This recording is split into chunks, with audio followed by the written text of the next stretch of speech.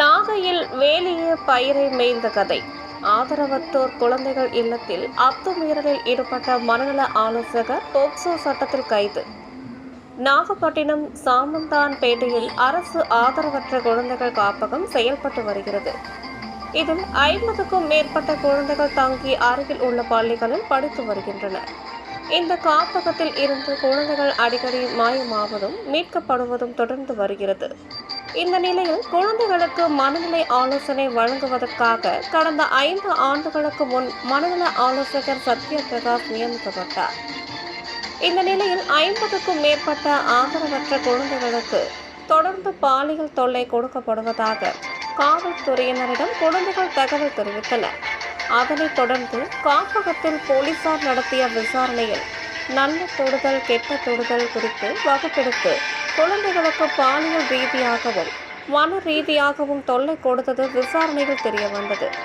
இதனையடுத்து குழந்தைகள் காப்பக கண்காணிப்பாளர் சசிகலாவிடம் புகார் பெற்ற நாகை அனைத்து மகளிர் காவல் நிலைய ஆய்வாளர் வேம்பரசி மனநல ஆலோசனை கொடுத்து வந்த சத்யபிரகாஷை போக்சோ சட்டத்தில் கைது செய்தனர்.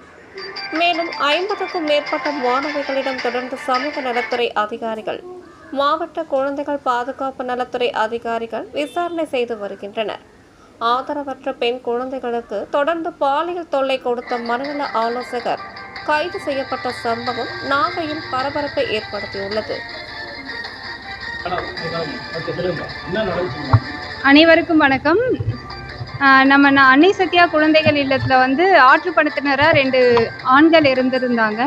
அந்த ஆண் ஆற்றுப்படுத்தினர் கேட்ட கேள்வி அந்த குழந்தைகளுக்கு அசௌகரியமாக இருந்த மாதிரியும், அவர் பார்க்குற பார்வை எங்களுக்கு சரியாக இல்லை அப்படின்ற மாதிரியும் ஒரு 5 குழந்தைகள் நம்மளுக்கு கம்ப்ளைண்ட் கொடுத்துருந்தாங்க. அந்த கம்ப்ளைண்ட்டை பேஸ் பண்ணி சிடபிள்யூசி நமக்கு சொல்லியிருந்தாங்க. சிடபிள்யூசியில் இன்ஃபார்ம் பண்ணியிருந்ததுனால, சிடபிள்யூசி சொன்னதுனால சிடபிள்யூசி அன்னை சத்யா கண்காணிப்பாளருக்கு சொல்லியிருக்காங்க.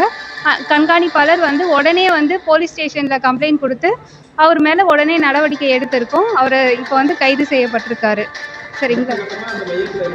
அடுத்த கட்டமாக குழந்தைங்களுக்கு 3 பேர் கொண்ட குழு மூலமாக குழந்தைங்களுக்கு தேவையான ஆற்றுப்படுத்தினர் நடவடிக்கை எல்லாம் பண்ணிட்டு இருக்கோம். அது இல்லாமல் அந்த ஆண் ஆற்றுப்படுத்தினர் இருக்கிறத எல்லாமே நீக்கிட்டு எல்லாமே பெண்களாக மாற்றுறதுக்கான நடவடிக்கை எடுத்துட்டு இருக்கோம். நான் ஃபஸ்ட்டே சொல்லிட்டேன். என்னோட பேர் எழிலரசி, நாகப்பட்டினம் மாவட்ட குழந்தைகள் பாதுகாப்பு அலுவலர்.